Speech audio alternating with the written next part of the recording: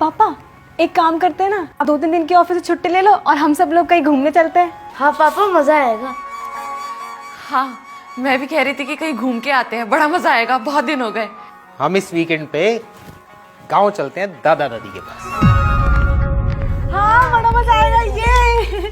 तो आप इस फ्राइडे हाफ डे ले लेना, तब तक हम दोनों भी स्कूल से आ जाएंगे और ये वीकेंड हम गांव में दादा दादी के साथ मनाएंगे। डन। डन। काजल सुजल अपने कमरे में जाओ, होमवर्क करो। ठीक है मम्मी, चलो सुजल।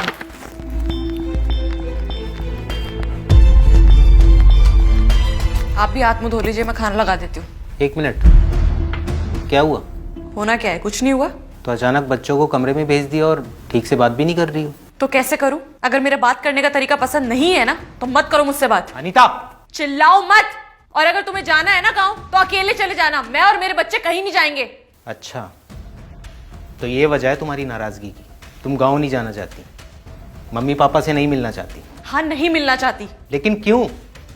इतना कुछ किया उन्होंने हमारे लिए। उन्होंने जो कुछ भी किया है ना वो आपके लिए किया है, मेरे लिए उन्होंने आज तक कुछ नहीं किया।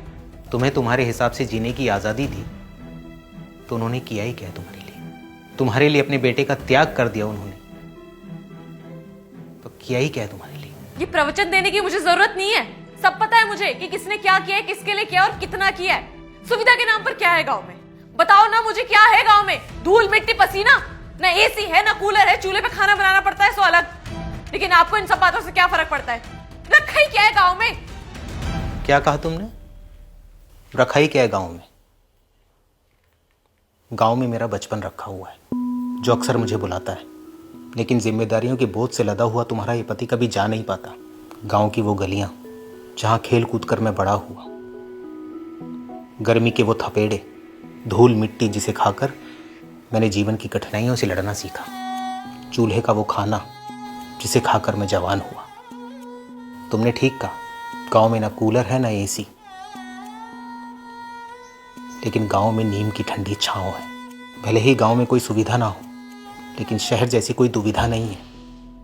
और सबसे बड़ी बात, गांव में मेरे माता पिता हैं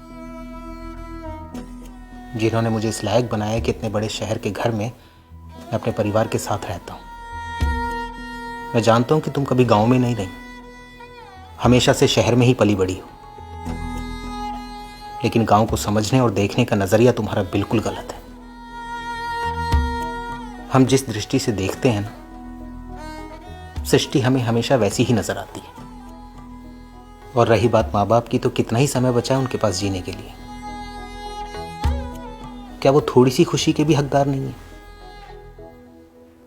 और छोटी मोटी बातें किस घर में नहीं होती अनीता? तो क्या हम इन छोटी मोटी बातों पर रिश्ते तोड़ देते हैं?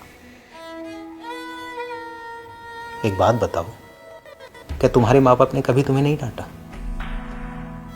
उन्होंने कभी तुम्हें भला बुरा नहीं कहा? तो क्या तुमने रिश्ता तोड़ दिया? और एक बात बोलूं अनीता, जिस दिन तुम खुद को उनकी बेटी मान लोगी ना, उस दिन वो तुम्हें तुम्हारे माँ बाप लगने लगेंगे। मैं इस वीकेंड बच्चों को लेकर गांव जाऊंगा। मैं नहीं चाहता कि वो उस अनुभव से वंचित रह जाएं जिस अनुभव से तुम वंचित हो।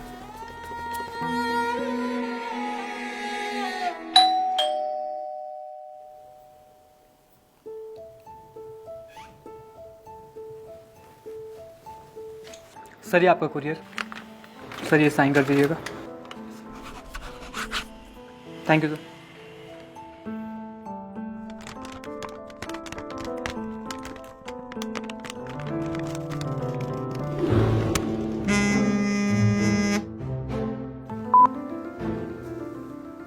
हेलो। हाँ बेटा, हमने तुम्हारे लिए गोंद के लड्डू बनाकर भेजे हैं। अरे वो पिछले हफ्ते तुम्हारा तबीयत खराब हो गया था ना, इन्हें खाकर ताकत आएगी, खा लेना। अच्छा रखते हैं, ध्यान रखना अपना।